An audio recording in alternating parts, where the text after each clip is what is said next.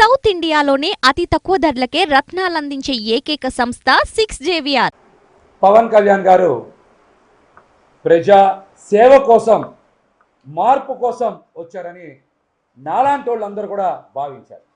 కానీ పవన్ కళ్యాణ్ గారు వచ్చింది చంద్రబాబు నాయుడు గారికి ఊడిగం చేయడానికి, ప్యాకేజీ తీసుకోవడానికని మాత్రమే మా అందరికీ ఈ మధ్యనే అర్థమైంది. పవన్ కళ్యాణ్ గారిది వ్యక్తిగత స్వార్థం తప్ప ఎక్కడా కూడా సామాజిక దృక్పథం కానీ, సమాజానికి సేవ చేయాలనేటువంటి ఉద్దేశం కానీ లేనటువంటి ఒక political package star Pawan Kalyan గారని కూడా ఈ సందర్భంగా నేనైతే తెలియజేస్తా ఉన్నా. ఆయన రాజకీయాల్లోకి వచ్చే ముందు మనందరం కూడా చూసాం.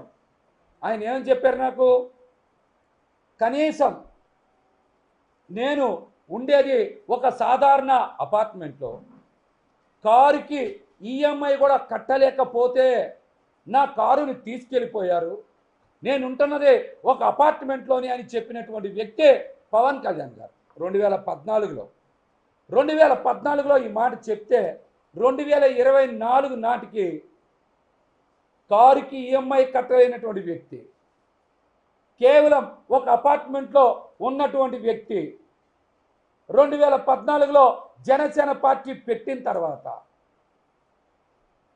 ఇప్పుడు 2024 ఈ 9 ఏళ్ల 10 ఏళ్ల కాలంలో పవన్ కళ్యాణ్ గారు సంపాదించిన ఆస్తుల విలువ 1500 నుంచి 2000 కోట్ల రూపాయలు ఉన్నాయి. ఎంత ఉన్నాయి? 1500 నుంచి 2000 కోట్ల రూపాయల ఆస్తులు ఉన్నాయి. ఇది నాకు తెలిసినంత వరకు, మరి మిగతా ఎన్ని ఉన్నాయో నాకు తెలియదు. ఇవి నాకు తెలిసినంత వరకు ఆయనకు ఉన్నటువంటి ఆస్తుల విలువ.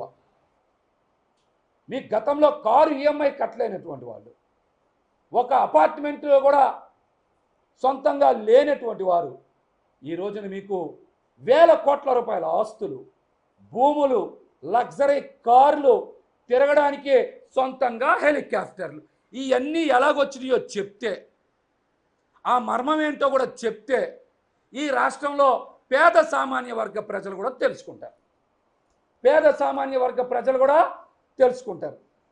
పవన్ కళ్యాణ్ గారు రాజకీయాల్లోకి వచ్చి నమ్ముకున్న నాలాంటి వాళ్ళందరినీ కూడా అమ్ముకొని ఈ రోజున 1000 కోట్ల రూపాయల ఆస్తులు, భూములు సంపాదించారన్న మాట వాస్తవం.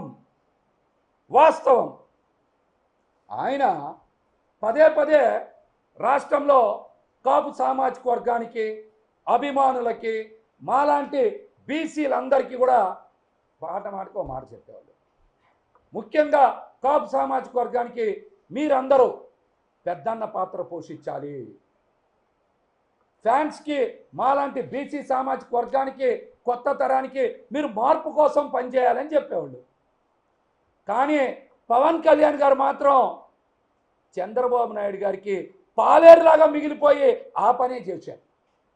కాపు సామాజిక వర్గంలో పెద్దలకేమో పెద్దన్న పాత్ర పోషించాలని చెప్పారు, యువతకి, మాలాంటి బీసీలందరికీ మార్పు కోసం పనిచేయాలని చెప్పారు. కానీ పవన్ కళ్యాణ్ గారు మాత్రం చంద్రబాబు గారికి పాలేరు కన్నా హీనంగా పనిచేయడానికి మాత్రమే ఆయన వచ్చారు. ఈ మాట ఎందుకు చెప్తున్నాను తెలుసా?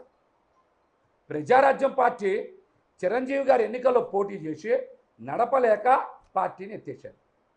కానీ పవన్ కళ్యాణ్ గారు మాత్రం పార్టీ పెట్టడానికి ముందే జనసేన పార్టీని చంద్రబాబు గారికి అమ్ముకొని డబ్బులు తీసుకొని పార్టీ పెట్టారు. అందుకనే పవన్ కళ్యాణ్ గారిని ఒక పొలిటికల్ 420 అనాలి. పవన్ కళ్యాణ్ అందుకనే ఒక పొలిటికల్ 420 అనాలి. 2014 ఎన్నికల్లో పోటీ చేయలా, అందరినీ నమ్మించావు. 2019 ఎన్నికల్లో పోటీ చేశారు, దేనికో తెలుసా?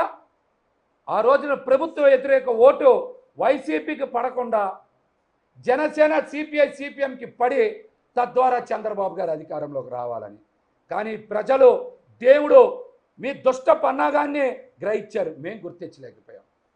వాళ్ళు మాత్రం జగన్మోహన్ రెడ్డి గారికే అండగా నిలబడ్డారు, ఒక చారిత్రాత్మక తీర్పునిచ్చారు. దేశ ఎన్నికల్లో ఎప్పుడు రాని విధంగా జగన్మోహన్ రెడ్డి గారిని ఆశీర్వదించారు. దెబ్బ తగిలింది. తగలంగానే పల్లవి మార్చారు. 2022 నుంచి ఆవిర్భావ సభ నుంచి పవన్ కళ్యాణ్ గారు కొత్త పల్లవి ఎత్తుకున్నారు. ప్రభుత్వ వ్యతిరేక ఓటు చీలనివ్వను,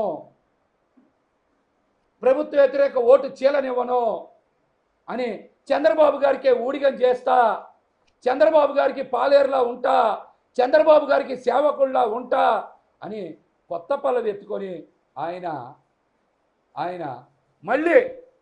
మళ్ళీ కాపు సామాజిక వర్గాన్ని, ఫాన్స్ని, యువతని, కాపు సామాజిక వర్గాన్ని మోసం చేసి ఆయన తీసుకున్న సీట్లు 7. ఆయన తీసుకున్న సీట్లు 7. ఆయనది మనోహర్ గారిది కలుపుకుంటే 9. 2014కి 2024కి ఏం తేడా వచ్చింది? 14లో ఏం పోటీ చేయాల? 0. 2024లో పోటీ చేసిందన్నీ 7 లేకపోతే 9. దీనికి నువ్వు పార్టీ పెట్టావని ఎవరికని చెప్తావా? మార్పు తీసుకొచ్చానని చెప్తారా? ఇవన్నీ ఎందుకు చెప్తున్నాను తెలుసా? పవన్ కళ్యాణ్ గారు జనసేన పార్టీ పెట్టింది ఆయన వ్యక్తిగతంగా ఆస్తులు కొనుక్కోవడానికే. కాపు సామాజిక వర్గాన్ని, ఫాన్స్ని, నాలాంటి బీసీ వర్గాల్ని, యువతని రాజకీయాల్లో బలిపశువులు చేసి ఆయన మాత్రం బాగుపడ్డాడు, ఆస్తులు కొన్నాడు, లగ్జరీ కార్లు కొన్నాడు.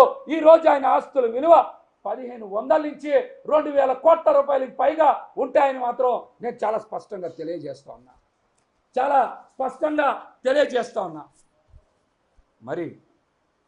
మరి ముఖ్యంగా ఆయన ఆస్తుల్లో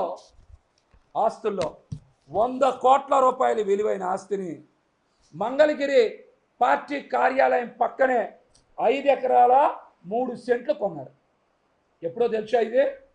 జనవరి 19 నుంచి మార్చి 12 వరకు 2 నెలల కాలం లోపే మంగళగిరి జనసేన పార్టీ కార్యాలయం పక్కనే 5 ఎకరాల 3 సెంట్లు కొన్నారు. వాటి విలువ హైవే పక్కనే ఉంటుంది, ఆ భూమి మొత్తం కూడా వాటి విలువ 100 కోట్లు. పవన్ కళ్యాణ్ గారు చాలా తెలివైనడు ఈ విషయంలో. ఆయన పేరు మీదేమో 1 ఎకరం 24 సెంట్లు ఇప్పుడు హెలికాప్టర్ పెట్టుకునే భూమి ఆయన పేరు మీద రిజిస్టర్ చేసుకున్నాడు. మిగతా 3 ఎకరాల 79 సెంట్ల భూమిని ఆయన బినామీ నర్రా శ్రీనివాస్కి చెందిన నర్రా శ్రీనివాస్ ఉన్నారు, ఆయన మిత్రుడైనటువంటి పోషడపు వెంకటేశ్వరరావు పేరు మీద రిజిస్టర్ చేయించారు.